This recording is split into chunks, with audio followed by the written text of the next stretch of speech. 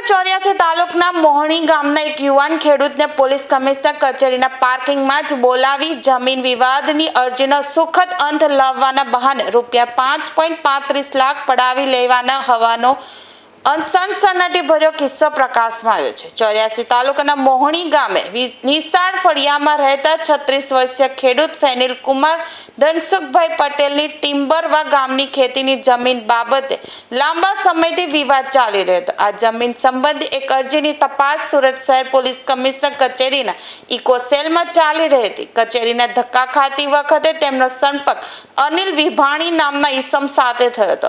અનિલે પોતાની ઓળખ સરકારી કચેરીઓના વગદાર એજન્ટ તરીકે આપી હતી। તેણે તેમને ખાતરી આપી હતી કે ઇકો સેલની તપાસ તેના પક્ષમાં કરાવી દેશે। તેની વાતમાં આવીને તેમણે તેને તારીખ 14 ઓક્ટોબર 2025 થી લઈને 9 જૂન 2026 દરમિયાન કમિશનર કચેરીના પાર્કિંગમાં જ અલગ અલગ તબક્કે કુલ ₹5,35,000 રોકડા આપ્યા હતા। જો કે કોઈ કામ આગળ નહીં વધતા તેમણે નાણાં પરત માંગતા આરોપીએ ગલ્લાતલ્લા શરૂ કર્યા હતા। ઠગાઈ થઈ હોવાની ખાતરી થઈ જતા તેમણે ઠગ અનિલ વિભાણી વિરુદ્ધ વિશ્વાસઘાત છેતરપિંડીની ફરિયાદ કરતા ઉમરા પોલીસે અને ગુનો નોંધી વધુ તપાસ હાથ ધરી છે।